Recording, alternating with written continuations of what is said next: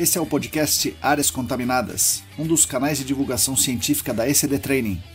Eu sou Marcos Tanaka Reis, sejam bem-vindos e bem-vindas. Estamos no ano 2 do podcast.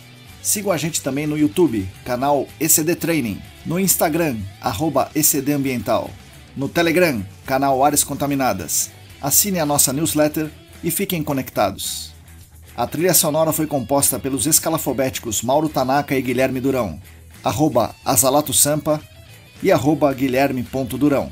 Nossa missão é fornecer conteúdo de qualidade para que vocês ganhem poder pelo conhecimento e ao mesmo tempo dar voz às pessoas do GAC, reconhecendo seu papel e importância pessoal e profissional. O podcast Áreas Contaminadas é um espaço aberto e democrático com opiniões diversas sobre temas ligados ao gerenciamento de áreas contaminadas e ao meio ambiente. Todos e todas são bem-vindos.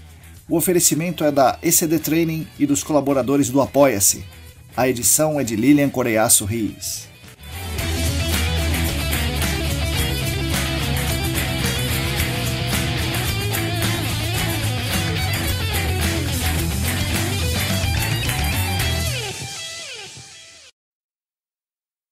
Olá pessoal, para todo mundo que está aí lavando a louça, descascando as batatas, dando aquela corridinha, lendo a nossa última newsletter, bom dia, boa tarde, boa noite. Eu sou o Marcos Tanaka Reis e esse é o episódio número 81 do podcast Áreas Contaminadas, o 46º da segunda temporada. Editado por Lilian Coreiaço Rios, oferecido pelos nossos colaboradores do Apoia-se e patrocinado pela Clean Environment Brasil, a famosa Clean. Acesse o site www.clean.com.br e conheça seus produtos e serviços. Agradeço demais a companhia de todas e todos vocês nesse nosso podcast, é uma grande honra para mim ter vocês aqui conosco. Como vocês já sabem, os nossos canais são mantidos com a ajuda financeira dos colaboradores financeiros no Apoia-se. Quem quiser e quem puder contribuir financeiramente conosco será muito bem-vindo, muito bem-vinda e ajudará, além de mim, toda a nossa comunidade, garantindo a continuidade dos conteúdos gratuitos para todas e todos aqui no podcast e também lá na newsletter. Para fazer essa contribuição financeira é só acessar o site apoia.se/ecdambiental. É relativamente simples e seguro, você pode escolher como fazer esse eventual pagamento, com boleto, com cartão de crédito, etc. A transação é segura como qualquer compra online e mensalmente o Apoia-se faz essa cobrança. Se for por boleto, a plataforma te envia os boletos, se for por cartão, o Apoia-se lança na sua fatura sem muita dor de cabeça. Bom, e aí eu gostaria de deixar público meus agradecimentos aos nossos colaboradores que querem e que podem contribuir com a nossa ideia de compartilhar conhecimento aí sobre o gerenciamento de áreas contaminadas, sobre o meio ambiente, ciência, economia e me ajudar a construir um mundo melhor e mais justo. Os nossos colaboradores financeiros atualmente são os seguintes: Ábila de Moraes, Alisson Dourado, Alain Humberto, Átila Pessoa, Bruno Fiscuc, Bruno Bezerra, Bruno Bonetti, Calvin Yost, Cristina Maluf, Diego Silva, Fabiano Rodrigues, Felipe Nareta, Felipe Ferreira, Heitor Gardenal, Heraldo Giachetti, Guilherme Corino, João Paulo Dantas, José Gustavo Macedo, Joyce Cruz, Juliana Mantovani, Larissa Galdeano, Larissa Macedo, Leandro Freitas, Leandro Oliveira, Lilian Puerta, Luana Fernandes, Luciana Vaz, Marina Mello, Mariluz Gomes, Paulo Negrão, Rafael Godoy, Roberto Costa, Rodrigo Alves, Sérgio Rocha, Solane Sampaio, Tamara Dias, Tatiana Citolini, Thiago Soares, Wagner Rodrigo, William Taqui e mais 7 apoiadores anônimos. Muito obrigado a vocês que são os principais responsáveis pela manutenção dos nossos canais de divulgação. Bom, esse aqui vai ser mais um episódio especial, mais curto, técnico, direto ao ponto. Ao invés de eu entrevistar algum convidado, que é uma coisa bem legal, vou fazer uma explanação com um comentário sobre um tema específico. Muita gente me disse que esse tipo de episódio mais técnico, mais direto ao ponto, é importante para empoderarmos mais as pessoas. Falando de temas que nem todos têm acesso fácil, porque não tem tempo, ou não tem dinheiro, ou não tem alguma condição de frequentar os cursos de pós ou de extensão do Senac e AESAS, não tem condição de frequentar as universidades, ler os artigos, os documentos da EPA, do ITRC e etc. Então a ideia está sendo intercalar as entrevistas com esses episódios técnicos mais curtos, para democratizar um pouco mais o conhecimento para todas e todos. Gostaria que vocês me contassem o que estão achando desses episódios mais curtos, e dentro deles, quais vocês acham melhores, os que eu falo de alguma técnica ou de algum procedimento de investigação ou de remediação, ou os que eu falo de alguma norma, de algum texto, ou falo de algum artigo, ou os que eu falo de algum caso grandioso, como foi o caso do último episódio curto que eu fiz, do chumbo, e o caso da Cobrac em Santo Amaro da Purificação, na Bahia.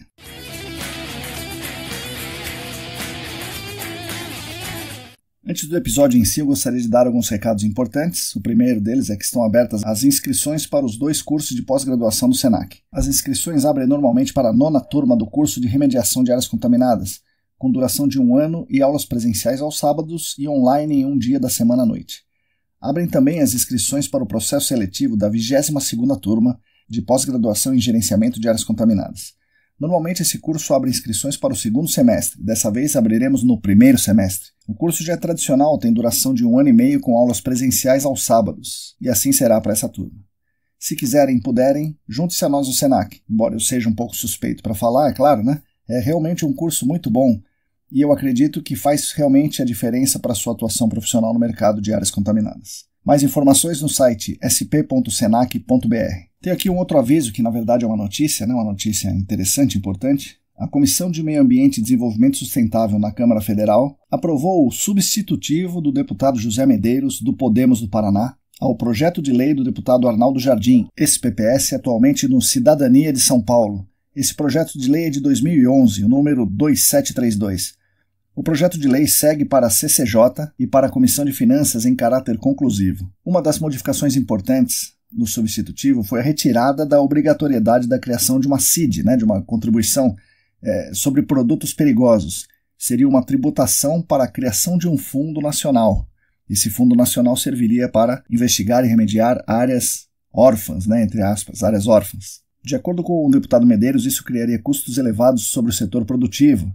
E aí, então não vai ter a CID e aí o poder público vai ser obrigado a remediar e investigar as áreas órfãs sem os recursos destinados. Bom, se aprovado finalmente pela Câmara, haverá aí a criação de uma lei federal sobre áreas contaminadas e a criação também de um cadastro nacional de áreas contaminadas e reabilitadas, de consulta pública e aberta à população pela internet, com informações sobre a identificação e reabilitação de áreas contaminadas. E uma outra modificação no projeto original foi a criação da figura do reabilitador voluntário. Vejam só, é aquele que adquire um imóvel contaminado para reabilitá-lo para fins imobiliários.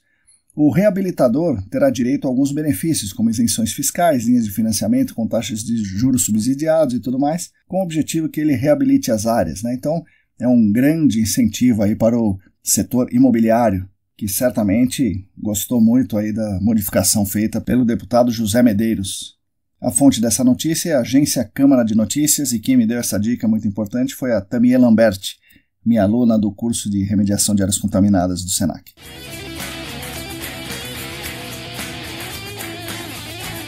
Bom, vamos agora ao tema central do episódio de hoje, que é um tema realmente muito relevante dentro do atual estado de coisas no gerenciamento de áreas contaminadas no Brasil.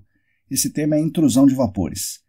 Se possível, por favor, me mandem aí críticas, sugestões, comentários sobre temas ou conjunto de temas que vocês mais gostam. E, obviamente, sobre esse episódio também.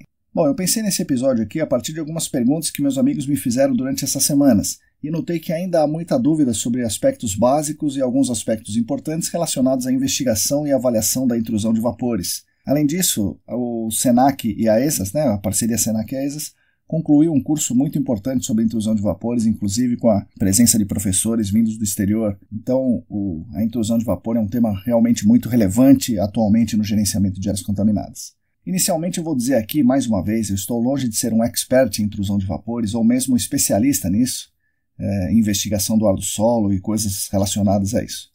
Sou somente um aprendiz desse tema que gosta muito disso e eu assisti também muitas aulas dos meus mestres, Cristina Maluf, Rafael Sato, Rodrigo Cunha, William Taquia, Paulo Negrão e outros bambas aí nesse assunto, Aliás, bambas é uma palavra, uma coisa de gente antiga também, Cringe, talvez. Bom, a ideia aqui nesse episódio é compilar as principais ideias de todos esses caras, todos esses bambas, mais os materiais consagrados no exterior, também o white paper aqui em português da Nicole Latinoamérica e as conversas informais que a gente sempre tem com os amigos aí, para tentar expor os conceitos básicos para vocês, ouvintes. Espero conseguir ajudar. Maiores detalhes aí sobre esse tema vocês podem obter ouvindo as entrevistas que eu fiz com cada um deles. Recomendo que façam isso. O Rafael Sato, por exemplo, participou do episódio 11, a Cris do episódio 18, o William do 27. No 56 eu falei com o Márcio Alberto, mas nós não conversamos tanto sobre vapores. Da mesma forma fiz uma live com o Rodrigo Cunha e outra com o Paulo Negrão, mas também não falamos muito sobre intrusão de vapores. O episódio 50 do Sistema de Dados Ambientais também é interessante porque o protótipo do sistema foi justamente um estudo de cálculo do fator alfa. O fator alfa serve para calcular a atenuação que o piso faz da concentração que está abaixo desse piso em relação à concentração no ar ambiente onde as pessoas vão respirar. Então esse é o fator alfa e o Sistema de Dados Ambientais fala sobre isso. Então recomendo que vocês ouçam também o episódio 50. Resumindo, tem muita coisa para você consultar, isso só nesse podcast aqui, tem um vasto material para você ler por aí.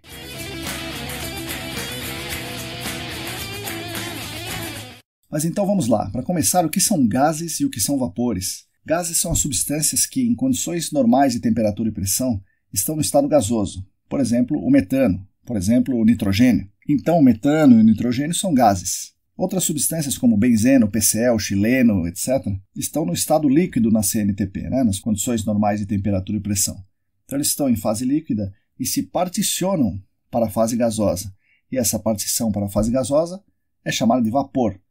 Então, benzeno, PCl, xileno, naftaleno, tricloreteno e tal, são vapores. Uma outra coisa importante, o meio a ser amostrado. Nós fazemos normalmente amostragem de solo, por exemplo, amostragem de água, e costumamos falar amostragem de vapor, mas na verdade o correto é a gente dizer que vai amostrar o ar do solo. O meio, então, é ar do solo, a zona não saturada, o ar do solo. E nesse ar do solo podem estar contidos vapores, ou podem estar contidos gases de diversos tipos, como vapor de água ou o gás oxigênio, por exemplo, e incluindo também os nossos contaminantes de interesse. Portanto, pessoal, o correto é dizermos que vamos fazer uma investigação do ar do solo. Eventualmente, vamos fazer uma investigação do ar ambiente. Terceiro detalhe importante, a avaliação da presença de metano, do metano, gás metano no contrapiso e eventualmente em outros lugares que possam gerar confinamento desse gás metano, como caixas de passagem, tubulações, etc., é fundamental. A eventual presença do metano em níveis próximos dos limites, do limite inferior e do limite superior de explosividade, gera um risco agudo, É um risco agudo, risco de explodir. Eu diria que é um risco muito agudo, Então, independente do contaminante, se for um contaminante orgânico, há, na minha opinião, a necessidade de se avaliar metano no ar do solo e em espaços confinados. E a análise de metano, então, não é só em antigos lixões ou antigos aterros, mas em qualquer área contaminada por clorado ou por hidrocarboneto, ou mesmo em áreas que passaram por remediações, se nessa remediação houve a adição de matéria orgânica, que é o caso das biorremediações. Nesses casos, devemos avaliar o metano. Também áreas com matéria orgânica natural, como as argilas orgânicas, também podem gerar metano e esse metano se acumular em espaços confinados. Então, é mais um local para a gente observar. Então, o metano é um contaminante de interesse, ainda que não seja uma fonte, não haja uma fonte primária de metano jogando metano em subsuperfície. E aí, para quem tem dúvidas sobre os riscos do metano, recomendo que vejam aí os casos da USP Leste, por exemplo, do Shopping Center Norte, e o mais grave, o condomínio Barão de Mauá.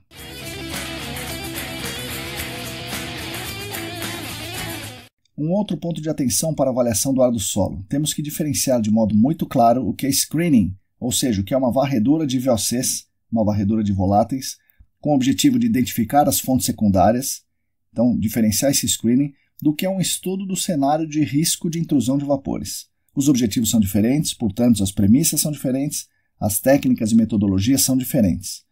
Falei aqui no episódio 69 sobre a varredura de VOCs. Recomendo que vocês ouçam para entender como fazer essa varredura. Hoje, nesse episódio, falaremos dos cenários de risco, como que vamos investigar o ar do solo e o ar ambiente, pensando nos cenários de risco. Então, no screening, na varredura, o amostrador passivo é a ferramenta mais indicada para identificar o local da fonte secundária a ser investigado posteriormente, por uma série de motivos que eu falei lá no episódio 69. Mas, para a avaliação do cenário de risco, os resultados que são apresentados nos amostradores passivos não permitem muitas conclusões. Então, esses passivos não são a ferramenta mais indicada para a investigação do cenário de risco. Embora, claro, já haja alguns estudos que indicam que os amostradores passivos servem, em determinadas circunstâncias, para quantificar o risco à saúde humana, em linhas gerais não se usa os amostradores passivos nessa fase. Repito, são muito indicados como screening de voláteis, não na investigação do ar do solo ou no ar ambiente.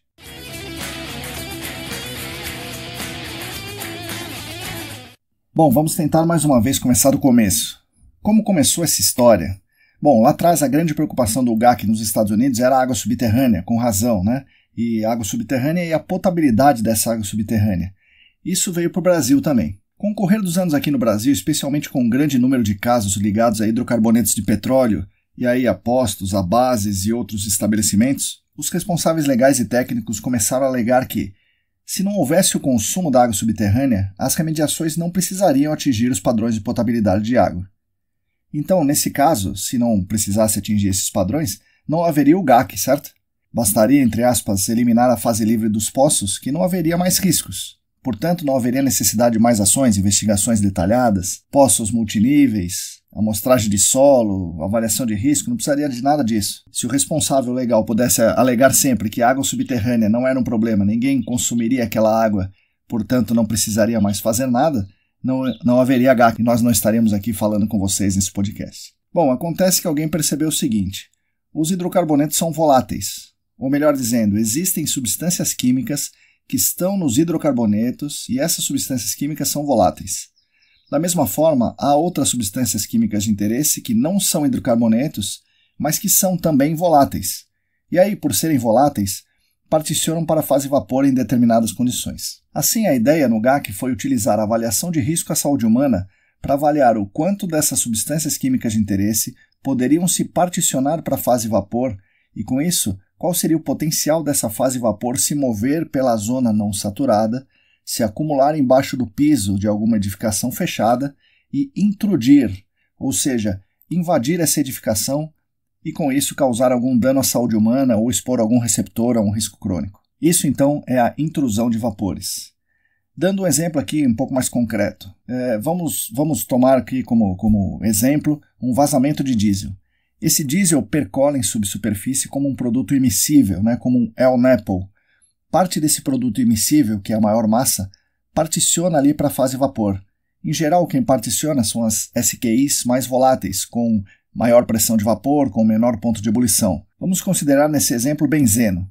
Então, o benzeno, por ser uma substância volátil, se particiona para a fase vapor a partir do diesel. Essa partição ocorre durante essa migração do diesel, assim, penetrando no solo, e também depois, quando o diesel para de migrar verticalmente e encontra aí alguma resistência, que pode ser a presença de água nos poros do solo, por exemplo, ou alguma outra resistência geológica, uma camada menos permeável, etc. Nesse ponto, o LNAPL se acumula, quando para de migrar verticalmente, ele se acumula, até que o nível de água flutue para cima ou para baixo, e quando o nível d'água flutua, ele altera também a saturação do LNAPL e, consequentemente, a posição do LNAPL em subsuperfície. Nesse estado de equilíbrio vertical aí do LNAPL, há a partição do benzeno, por exemplo, o benzeno, que é o nosso composto de interesse aqui, ele se particiona a partir do LNAPL em equilíbrio diretamente para a fase vapor. Há também o particionamento de algumas substâncias químicas de interesse para a água subterrânea, e essa partição para a água depende da solubilidade de cada substância. Digamos aí que o benzeno do diesel, particione para a fase aquosa, gerando então uma pluma de benzeno em fase dissolvida a partir do diesel. E aí, quando ele entra na fase dissolvida, entra o nosso GAC tradicionalzão, feito com poços, medindo a concentração das substâncias químicas de interesse em fase dissolvida. Isso é o coração do GAC, A existência da fase dissolvida pressupõe uma fonte secundária que gerou aquela partição, portanto, gerou aquela fase dissolvida. Muitas vezes, ou melhor, na maioria das vezes, essa fonte secundária não é encontrada, porque não foram encontradas concentrações no solo, certo? Quem aí já ouviu isso? Esse é o padrãozão das nossas investigações. Não encontramos nada no solo. Enfim, mas isso aí é uma outra história que contaremos outro dia. Vamos voltar para a fase dissolvida. Então o benzeno está em fase dissolvida e a fase dissolvida vai migrando, e se as concentrações do nosso amigo benzeno estiverem acima dos padrões de potabilidade, a água será considerada contaminada. Mas aí a gente volta lá no começo. Se ninguém vai consumir essa água, é o que as pessoas dizem, o responsável técnico, o responsável legal diz assim, ninguém vai consumir essa água, quer dizer que a área está livre? Pois é nesse momento que se faz a avaliação de risco à saúde humana, que tem como objetivo verificar se aquela contaminação em fase dissolvida representa um risco. Há contaminação em fase dissolvida e não há consumo de água subterrânea. Ainda assim, há algum risco à saúde humana? Em geral, essa é a pergunta-chave do GAC. A água tem fase dissolvida e pode ser que haja um risco à saúde humana.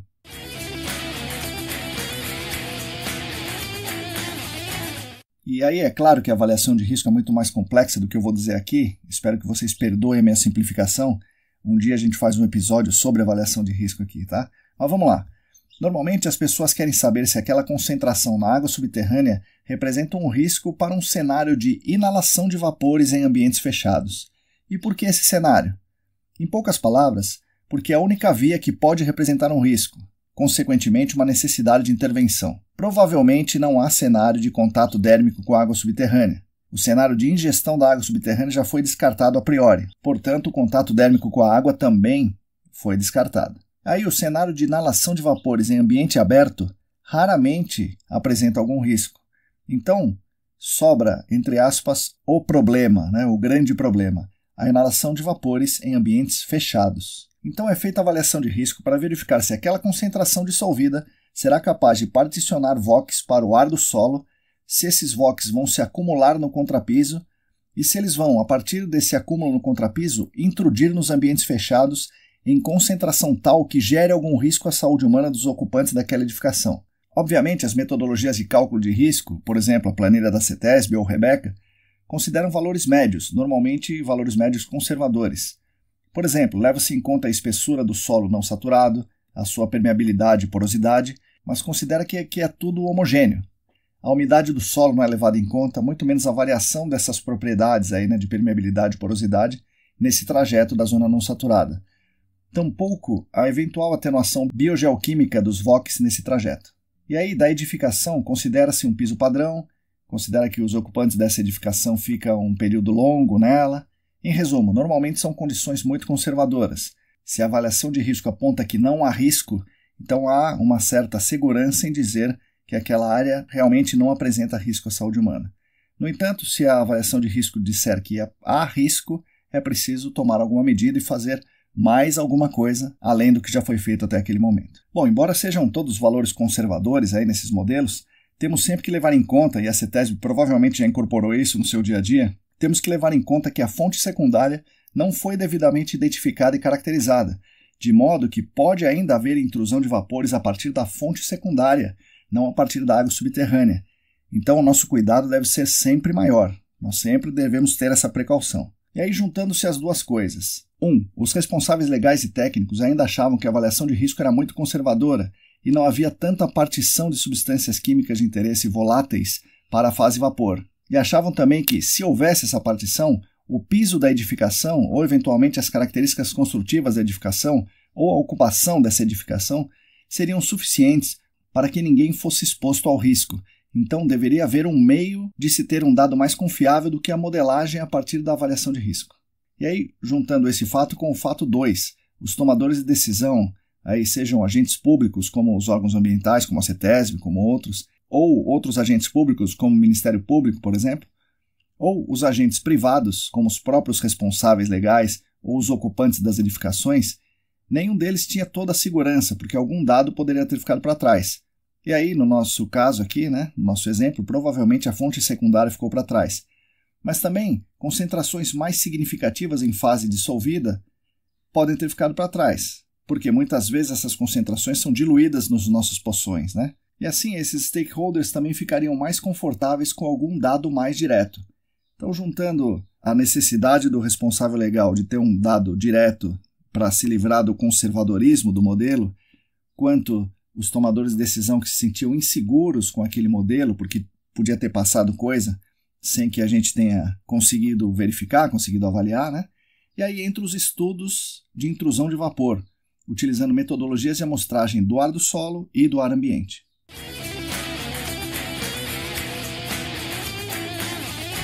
Vamos começar aqui pelo óbvio.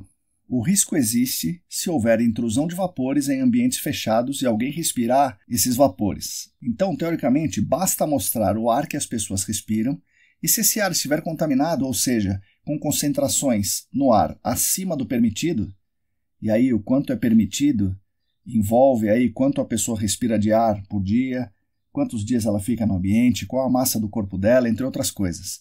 Novamente, é um modelo, uma representação aproximada da realidade, tá? Enfim, se tiver concentrações acima do permitido, aí a gente pode dizer que há risco. Há um risco real, né? Não é um risco hipotético, é um risco real no cenário de intrusão de vapores em ambientes fechados. Enfim, fazer essa amostragem representativa não é tão fácil, mas também não seria nada impossível, teoricamente. É preciso coletar uma amostra representativa desse ar, né? Para isso, a forma mais aceita atualmente e mais utilizada é a metodologia TO15. Nessa metodologia são usados recipientes evacuados, ou seja, recipientes com vácuo. Eu sei como é a primeira vez que eu ouvi esse termo evacuado, eu fiquei meio com o pé atrás, mas eu vi que é isso aí mesmo, o termo está correto, o recipiente evacuado. Então, o recipiente evacuado originalmente era um canister. E aqui um detalhe.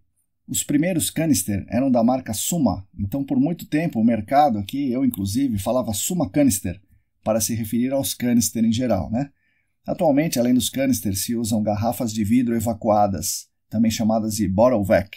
Há todo um procedimento para se fazer essa amostragem de ar ambiente. Por exemplo, tem uma altura correta de captação desse ar ambiente, né? Saber essa altura é importante, que é a altura média do nariz das pessoas que frequentam aquele ambiente.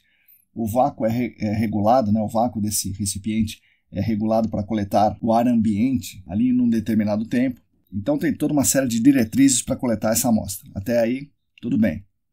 Resumindo, basta seguir os procedimentos e coletar uma amostra representativa do ar ambiente. E aí vamos comparar com os padrões legais. Nesse caso, temos que comparar com os RSL, Regional Screening Levels, da EPA.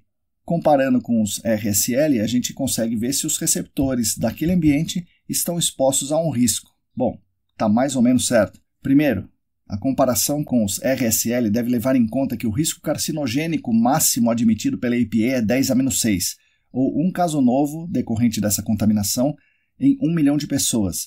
E aqui a CETESB admite 10-5, ou um caso em 100 mil pessoas. Isso faz com que o limite de algum composto carcinogênico da EPA deve ser aumentado 10 vezes. Isso é muito importante. Se o limite lá é 200 microgramas por metro cúbico, aqui essa mesma substância vai ter um limite de 2.000 microgramas por metro cúbico. Tá? Então, para limite carcinogênico de algum composto, de alguma substância química, a gente vai ter que multiplicar por 10 para trazer aqui para o Brasil. Um aviso importante: os limites para substâncias químicas, considerando o risco não carcinogênico, não deve ser multiplicado. Risco não carcinogênico não deve ser multiplicado. Não esqueçam desse detalhe. Em segundo lugar, nós temos aqui o problema do tempo. Imagine uma única amostra de ar ambiente em um único momento. Qual a representatividade dessa amostra? Se alguém abrir uma porta, se alguém fechar uma janela daquele ambiente, se alguém ligar um ventilador, ligar o ar-condicionado, tudo isso já muda todos os parâmetros do ambiente, do ar ambiente daquela edificação. Imagine o que acontece com uma concentração de um composto que está aí em microgramas por metro cúbico. Agora, pensa durante o dia, né? O que acontece durante o dia, as variações climáticas durante o dia, variações de temperatura, de pressão e tantas outras. Um dia. Agora, você imagina fazer uma amostra a cada semestre, né? Então isso não representa praticamente nada, né, num estudo de intrusão de vapor. Bom, terceiro ponto, há o problema dos interferentes. Muitos produtos que usamos no dia a dia podem emitir microgramas de VOX, né, microgramas de compostos orgânicos voláteis. Produtos de limpeza, roupas lavadas a seco, shampoo, esmalte de unha, desodorante, desumidificadores, umidificadores, cheirinho de banheiro, cosmético, tudo isso pode interferir na sua amostra de ar ambiente. Agora, imagine uma unidade industrial. Então, resumindo, a amostragem do ar ambiente por uma metodologia consagrada não garante uma tomada de decisão segura. Embora seja uma boa amostra, a amostra não é representativa porque ela não representa a variação, toda a variação temporal e também não exclui os interferentes externos. Bom, o que fazer então? Como a migração dos gases e vapores é um negócio, né, uma coisa muito complexa e volátil, desculpe o trocadilho, a única saída é criarmos linhas de evidência para podermos construir um modelo conceitual. Olha aí o modelo conceitual, né? Um modelo conceitual com menos incertezas.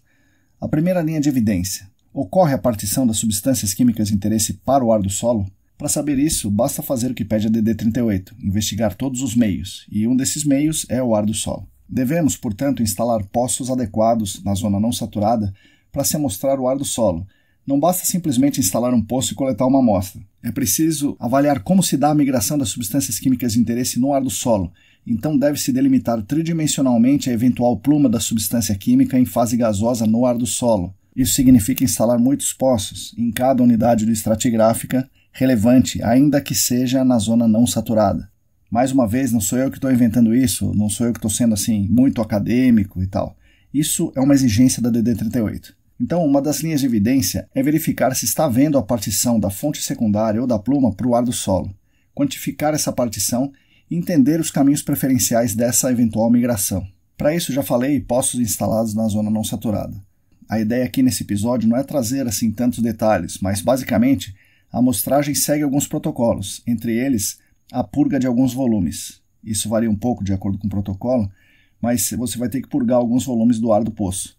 Então, quanto menor o volume do seu poço, né, quanto menos volume o seu poço tiver, mais fácil vai ser a sua amostragem lá na frente. Da mesma forma, o ideal é que a tampa do poço, né, a tampa superior do seu poço, seja uma válvula de 3 vias, onde você pode abrir e fechar e fazer a purga com mais facilidade. Outro detalhe, o seu poço deve ser bem estanque para evitar a migração do ar atmosférico para a seção filtrante do poço. Essa estanqueidade deve ser comprovada durante a amostragem. Normalmente se faz um teste com hélio, né, com gás hélio. Os materiais dos poços, é claro, devem ser inertes e não podem interferir nas amostragens. Normalmente se usa teflon ou inox, né? Isso são escolhas seguras para o material do poço, que a gente chama de poço de vapor, mas na verdade é um poço de monitoramento do ar do solo. O objetivo com esses poços é quantificar a concentração, né? As concentrações das substâncias químicas de interesse no ar do solo, como eu já falei. Geralmente, esse é o maior valor de concentração dessas substâncias químicas de interesse em fase gasosa que você vai obter. Portanto, é preciso pensar adequadamente no método de amostragem e no método de análise. Utilizar o TO15, o mesmo da amostragem do ar ambiente, para isso pode ser muito caro e pode se tornar um problema com concentrações muito elevadas. Por outro lado, usar o BAG, embora bom para altas concentrações, tem o problema do holding time e tem o problema também de proporcionar um elevado limite de quantificação. Então, o BAG não seria adequado para concentrações baixas. Então, você tem que pesar essa condição aí para escolher o método mais adequado para amostrar e analisar o ar do solo nesses poços. Uma outra dica importante, aproveitar os poços para fazer outras medidas como, sei lá, metano, oxigênio, CO2 ou mesmo VOC total com PID. Mas lembre-se de fazer essas medidas depois da amostragem para as análises químicas, tá? Nunca antes. Bom, então essa é uma linha de evidência, a amostragem do ar do solo. Tem mais? Claro, esse é só um passo. Essa concentração de compostos voláteis no ar do solo vai representar risco em um ambiente fechado ou vai se atenuar durante esse trajeto? Aí nós vamos para a grande vedete, né, da investigação de intrusão de vapores, o subslab ou abaixo do contrapiso. Essa é a região onde os gases e vapores provenientes da fonte secundária ou da pluma podem se acumular. Uma concentração elevada da substância química no contrapiso significa uma chance maior desse composto intrudir no ar ambiente fechado, seja por difusão no piso ou por alguma falha nesse piso, rachadura, caminho preferencial, qualquer coisa que tenha de diferente nesse piso aí. Portanto, uma investigação do piso é essencial para a criação de mais linhas de evidência. Mas vamos lá, como amostrar o ar abaixo do contrapiso? Para isso devem ser instalados poços específicos, chamados de pinos subslab, ou poços de contrapiso, ou poços subslab. Há uma variedade relativamente grande de nomes e marcas. O mais famoso é o Vapor Pin. Geralmente esses são poços estanques, com uma série de especificidades que facilitam a amostragem e diminuem as incertezas. Tem alguns detalhes como anéis de vedação, corpo de inox, tamponamento superficial e outras coisas que fazem desses pinos um equipamento relativamente confiável, porque a gente precisa que a amostra de ar realmente venha da região abaixo do contrapiso e não de nenhuma outra região, né? Essa amostragem é um ponto crítico, por isso deve ser feita de forma muito criteriosa. Também existem muitos protocolos, mas os protocolos basicamente consistem em verificar a estanqueidade, depois fazer uma purga e por fim coletar a amostra, que pode ser em um recipiente evacuado como canister ou bottle vac, na maior parte dos casos é assim, ou, caso se saiba de antemão que há muita concentração, pode ser coletada no bag. Ainda há uma outra forma de fazer, que vale também para as amostras nos postos de monitoramento do ar do solo, que é utilizar um laboratório móvel, um laboratório em campo. Nesse caso, a coleta pode ser com uma seringa especial, ou com bag, ou com vial evacuada. Coleta-se a amostra com esses dispositivos e se analisa aí no laboratório de campo, né? Normalmente, para os pinos subslab, com o objetivo de criar linhas de evidência para avaliar o risco de intrusão de vapores, se usa com mais frequência o TO15 com canister ou bottle vacs. Devemos lembrar que essa é uma amostra pontual no espaço e pontual no tempo. Condições do ar abaixo do contrapiso variam muito, talvez não tanto quanto no ar ambiente, mas ainda assim variam muito. Pressão, temperatura e tudo mais. Por isso, esse dado, né, dessa concentração pontual deve ser avaliado com muito cuidado, né, com todo o cuidado que isso merece. E aí você pode se perguntar, com o que eu devo comparar? Bom, vocês lembram daquela tabela da EPA que eu falei, os RSL, Regional Screening Levels?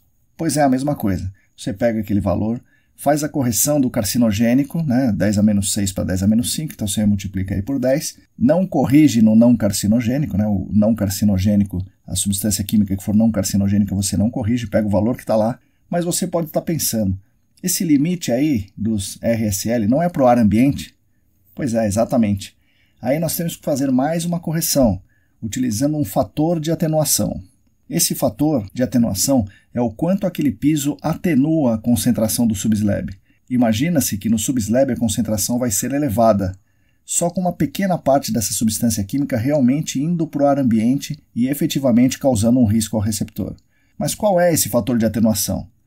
Pois é, como você deve estar imaginando, é diferente, né? Esse fator de atenuação é diferente para cada piso e é diferente para cada substância química. E aí, como calcular esse fator de atenuação, que se chama fator alfa, tá bom?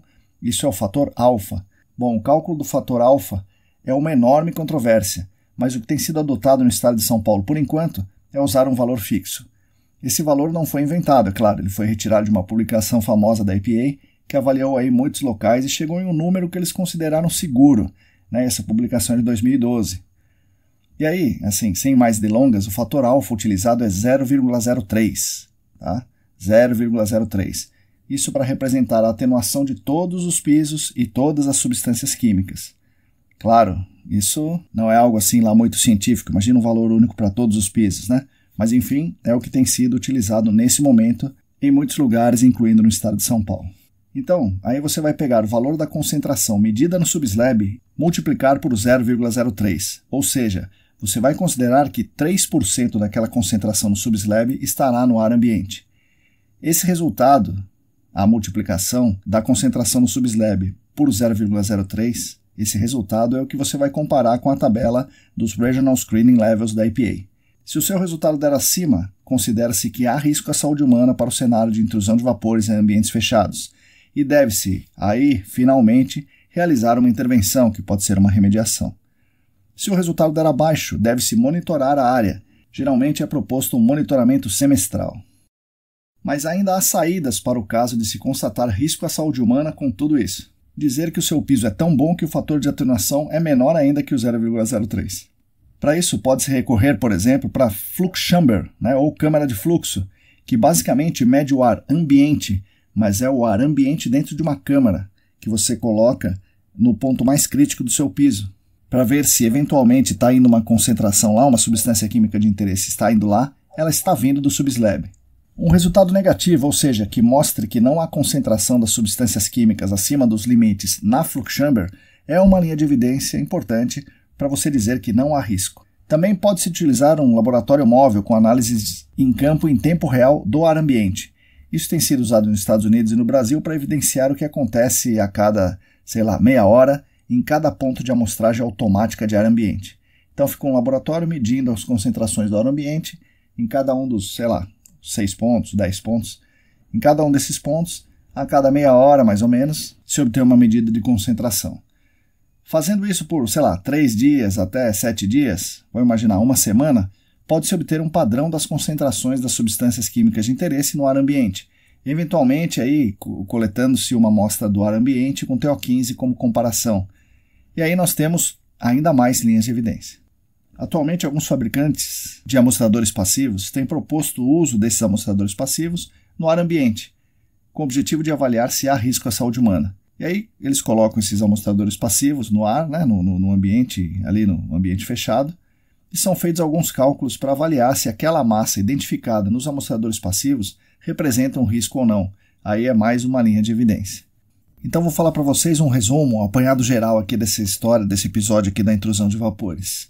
Por screening ou para varredura, com o objetivo de identificar a fonte secundária, a gente pode utilizar amostrador passivo, mas também podemos utilizar postos de monitoramento do ar do solo e usar análises químicas mais baratas, pois o objetivo no screening é, como já falei muitas vezes, é achar a fonte, tá? Achar a fonte secundária. Então o passivo é bom, poços de ar do solo são bons, você não precisa usar uma ferramenta muito sofisticada de análise. Agora, para a investigação do ar do solo, exigida pela DD 38, é preciso instalar postos de monitoramento do ar do solo na zona não saturada. O grande foco aqui é ver a fonte e entender a partição dos voláteis a partir dessa fonte. Então, o ponto-chave de posicionamento do poço do ar do solo é o mais próximo possível dessa fonte secundária e dali para outras unidades estratigráficas e aí para outras distâncias.